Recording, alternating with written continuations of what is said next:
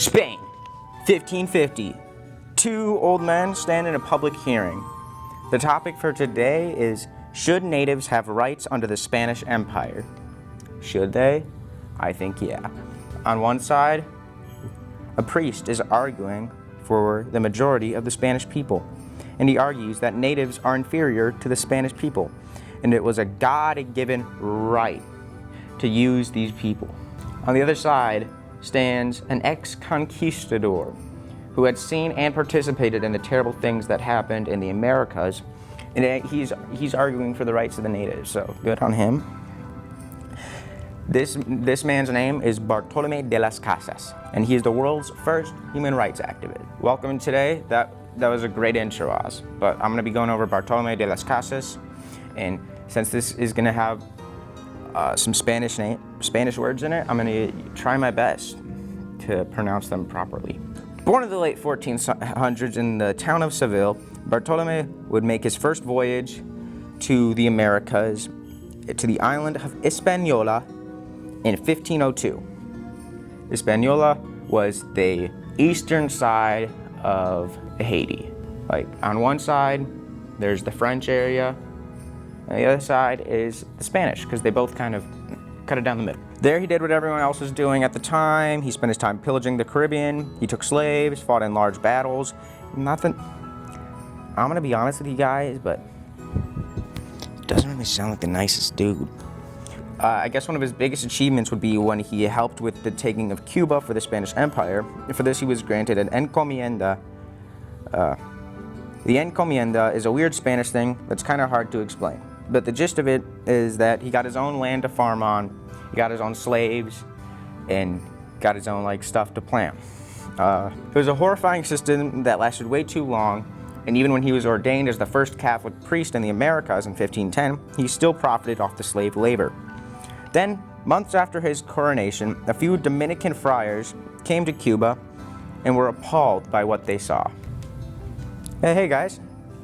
Ooh, what? You're doing what with them now? Ah! After this, they started preaching against beating and other terrible treatment that the slaves endured. They even denied slavers the right to confession. If you guys don't know what confession is, it's a Catholic practice where a priest, bishop, or a cardinal, I don't know, someone sits in a big not cardboard box, but a big wooden box, and then another person comes inside, sits down, and they can't see each other, but the person confesses their sins to God, and the priest kind of works as an intermediary, but is talking as God to them. Now, it's 1514. Happy New Year's, everyone. And Bartolomé is sitting in his room reading over the Bible. A verse catches his eye. Ecclesiastes. I'm gonna write that down because I can speak Spanish, kind of, not really, but I don't know Hebrew. XXX Tentacion 34:18. He that sacrifice of a thing wrongfully gotten, his offering is ridiculous, and the gifts of unjust men are not accepted. The Most High is not pleased with the offerings of the wicked, neither is he pacified for sin by the multitude of sacrifices. Whose bringeth an offering of the goods of the poor, doth as one that killeth the son before his father's eyes. The bread of the needy is their life. He that defrauded him thereof is a man of blood. Hope you guys caught all that.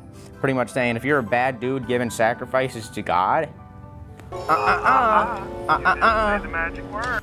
no. Jesus won't accept it. Thank you, Jesus. For some reason, that struck a chord, boing, with Bartolomé, and he did something that almost no one did back then. He changed his mind and was public about it. He then freed all the slaves and gave his land back to them. He then asked other people to do the same, but as you could expect, not many people were on board. So in 1515, he sailed back to Spain.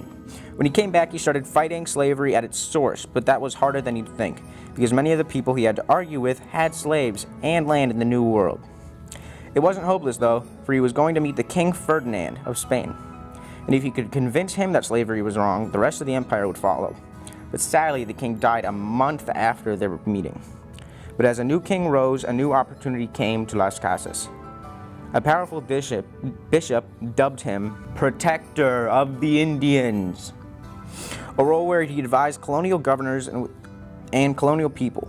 But he would meet lots of opposition from the colonists and even from some of the monks sent to assist him. For the Spanish people saw the natives as heathen savages who couldn't even understand Catholicism. But really the situation was that the encomienda system just made so much money, it would be such a waste to stop. This infuriated Las Casas, and he reprimanded the monks who spoke against him. He then returned to Spain. But he was undeterred and would keep fighting as long as he had the title of Protector of the Indians.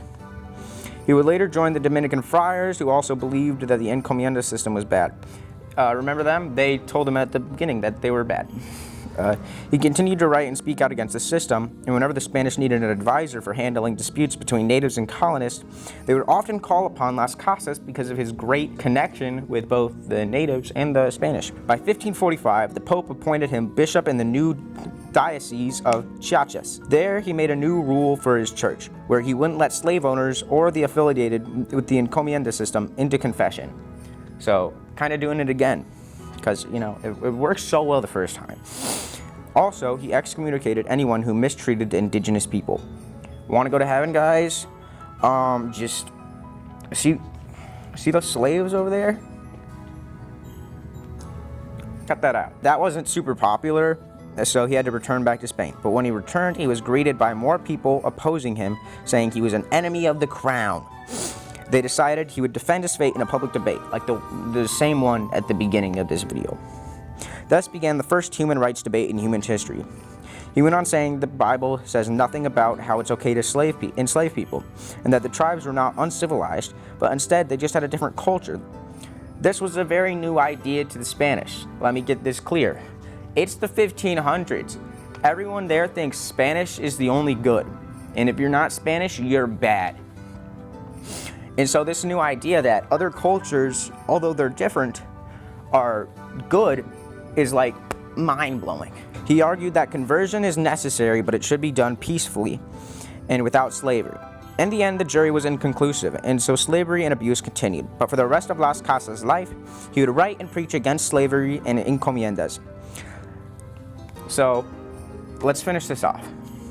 Las Casas could have been just a regular guy who changed his mind.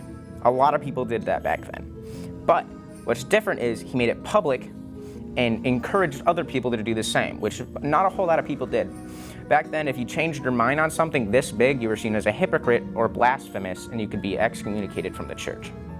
So what Las Casas did took a whole lot of bravery and like a whole lot of. I'm gonna end it for today. Thanks for watching, guys.